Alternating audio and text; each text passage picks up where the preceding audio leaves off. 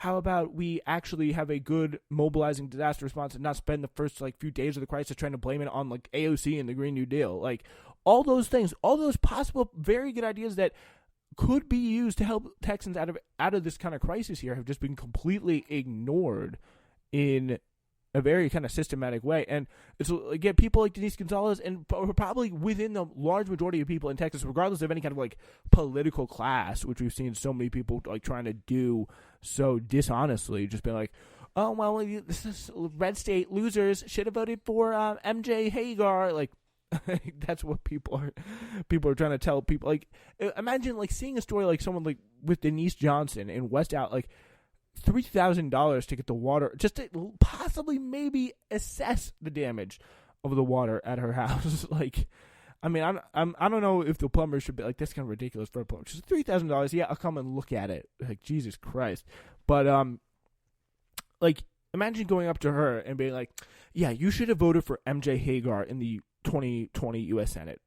And Joe Biden, that would have made your life so much better, and you're a bad person who doesn't deserve your water to work because of that. That is the just idiotic trap that mistake, dumb crutch that some of these people have, and it is really insane to see. It just makes no sense. Major disruptions to the Texas power grid left more than 4 million households without power this past week. And by Thursday evening, only about 347,000 lacked electricity. Much of the statewide concern now had turned to water woes. More than 800 public water systems serving 162 of the state's 254 counties have been disrupted as of Thursday, affecting 13.1 million people, according to a spokeswoman from the Texas Commission on Environmental Quality. Harris County, which includes Houston, is the nation's fourth largest city.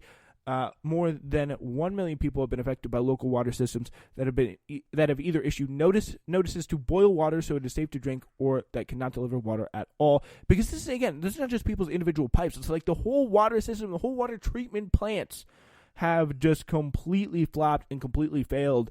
So they are now they're not even effective. Even if the individual person's pipe is cleaned out, there's a very good chance the water system, the water treatment plants where the water kind of comes from in the first place, are not functional. Residents at the Texas capital, Austin, were also told to boil water because of the power failure at the city's largest water treatment facility. The director of Austin Water, Greg Mazzaros, said that plummeting temperatures caused water mains to break and pipes to burst, spurring an increase in water usage and allowing water to leak out of the system. He said on Thursday that power had been restored and that restoring water to service to hospitals and other healthcare facilities was a priority. The city's reservoirs, which can hold about 100 million gallons of water, a day's worth of water for Austin, had been emptied because of the leaks or the increased use by residents. We never imagined a day where hospitals wouldn't have water. This is just society has completely went to, no, this is insane. This is insane. It has completely, the very ability for Texas to have functioning drinking water has completely collapsed. Society has crumbled in Texas right now. It is horrifying. The hospitals are pipes are bursting all over people's homes, and that costs an insane amount of money to fix. It leaks into all your stuff. It's absolutely awful. I mean, it happened to my family relatively recently. There was a pipe that burst in the house, and it caused a huge amount of problems for us, and it was not good. So that, and that's happening to millions of people, and it's going to cost people so much money to fix because that does not come cheap. And especially if it, for example, bursts over your TV or something, or your kitchen, and then you have to go through everything in your kitchen and replace it, or on your bed or something like that, and your bed gets destroyed. It's all the things that could happen from that are really, really just awful and disturbing there. From Texans, the disruptions were a staggering inconvenience that seemed to push them back to the state's frontier past. People hunted for firewood across suburban yards, shivered in dark homes, lived off canned food, and went without electronics. It was, it's just really, it's just the guns are starting to, that they apparently have a lot of in Texas. We clearly have a lot of, it's Texas. I mean, come on. They're starting to come more and more into the picture here, very, very disturbingly. At St. David's South Austin Medical Center, officials were trying on Wednesday night to fix a heating system that was failing because of low water pressure. They were forced to seek portable toilets and distribute bottles of water to patients and employees so they could wash their hands. In San Antonio, Jesse Singh, a Shell gas station owner, said his 80-year-old father was turned away from his regularly scheduled dialysis treatment because his clinic was having water access issues. It's a dangerous situation, he said. And that sounds pretty dangerous to me. Like, you can't even get dialysis for your parent because of the fact that the water is out, like, just generally all, like, city and statewide. Yeah, like, that is a situation you don't want to be in. And, I mean, it's going to be interesting to see, like, the kind of political accountability that's going to be available to people after this. Like, what will people do? What will Texas do to respond to the fact that their society, like, just a mild blast of some snow and some, like, granted very cold weather, but, like, 8 degrees should not shut down your society. I'm sorry, and it should not render it completely unfunctioning for who knows how long. And there's stories out there that said they could have very easily lost power for months on end after that. Months on end. If they had not just done a few things, like in terms of, like, shutting down the power so the grid of Texas completely didn't blow up, it could have been a lot worse. So there is that horrifying fact to know as well. I mean, compounding the problem was that much of Texas was still experiencing cold weather and snowstorms Thursday, part of a havoc-inducing bed of winter that dumped snow and prompted winter storm warnings in parts of New York, New Jersey, and Connecticut through Friday night. Corey Brown, an employee of Tyler Water Utilities, which serves the city of Tyler and the northeast part of Texas, said the temperature was in the 20s on Tuesday, which complicated efforts to restore water service. Brown guessed that half the utilities, 110,000 customers, were completely without water. They had freezing water lines. We had 2 water plants. One of them went down. We also had power outages, and we had a hard freeze the last couple of days. So as a result, a lot of the pipes are freezing over, and that's stopping flow from people's houses and causing low pressure. Days of glacial weather have left at least 38 people dead nationwide. The roads impassable, disrupted vaccine distribution, and blanketed nearly 3/4 of the continental United States in snow. Like, the storm this year has just been absolutely insane with the tipping of the polar vortex. Like, this last, like, roughly month or so has been a barrage for people just up and down the United States. And again, some people can handle it. Some people are a lot more used to it obviously in the north. But wow, like that is something that if you're in Texas, it's going to be very interesting to see the action that people take. Like, there will actually be some effort by people to say, hey, why don't we make sure this never happens again? Or will people just do nothing about it? I mean, honestly, it's such a devastating blow. It's hard to imagine they're just going to be like, oh, yeah, everything's good here. No reforms needed. No fixes necessary. But it is Texas. And it is American politics. Like, what are we talking about here? So you never know. You never know. But still, it could be pretty bad. If you enjoyed Uprising, the first season that just concluded recently on the Spencer Walsh Radio Network, get ready because Uprising is coming back under a new name. Hidden History returns this spring with stories from history's untold chapters. Trust me, you're going to want to tune in. We'll tell you something you probably didn't know before you started the episode. That's a promise. Hidden History this spring on the Spencer Walsh Radio Network.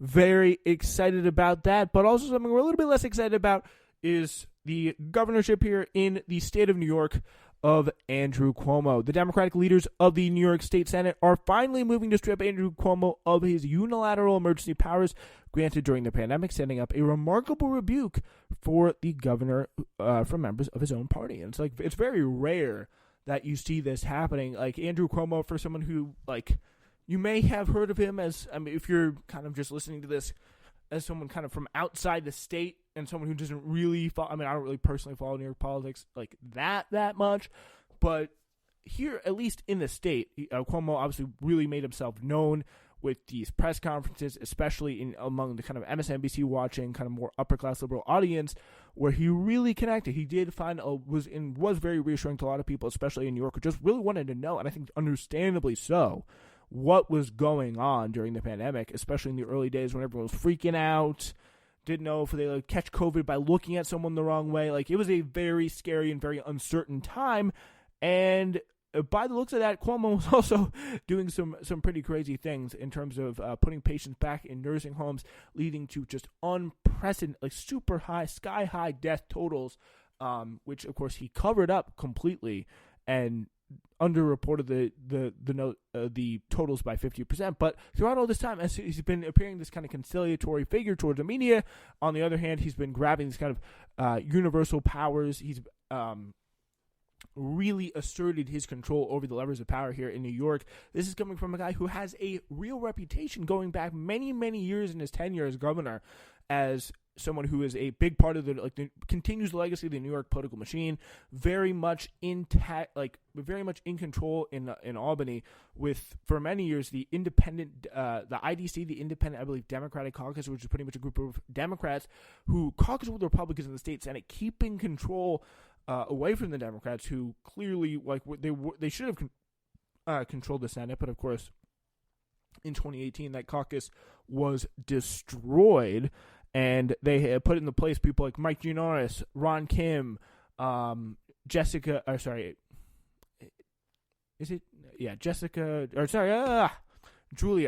Salazar, and a bunch of really awesome, Alessandra Biaggi, Zoran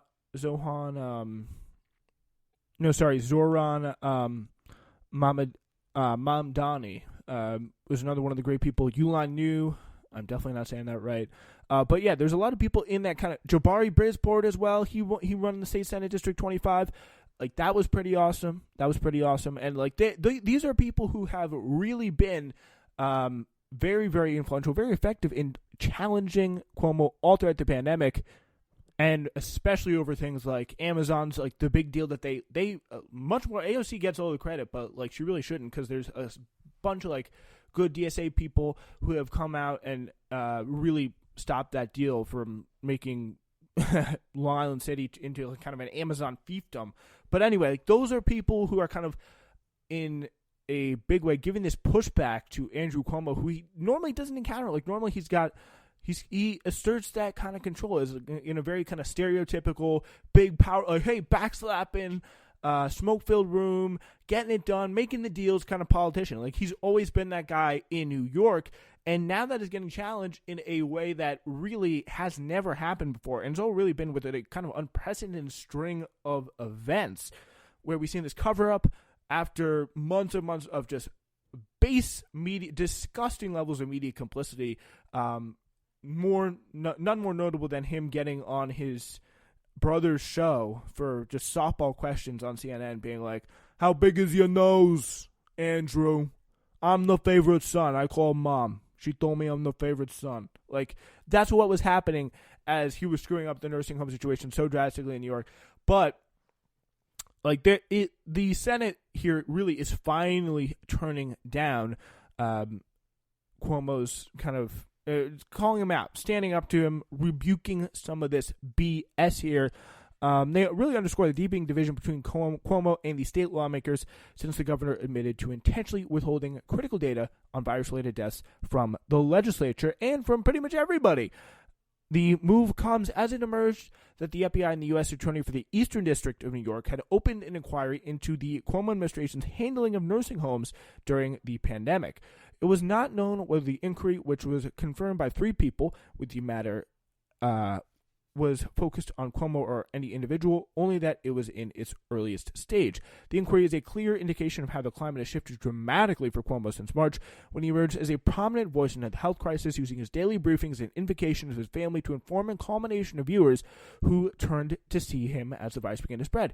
Now much of that goodwill, which was pretty much, again, all created by the media to a large extent, and the kind of idea that, oh, here we have Trump, who is just doing all this awful stuff, and he's screwing everything up, but of course we have to have the flip side of the coin, the perfect simple narrative for people on CNN and the New York Times to talk about was, oh, Cuomo, he's the real president that we need. He's the president that we should really be looking to. But turns out he was, I wouldn't say just as bad, but really quite awful, and almost in a different way, a different brand of awfulness. Like, there's something super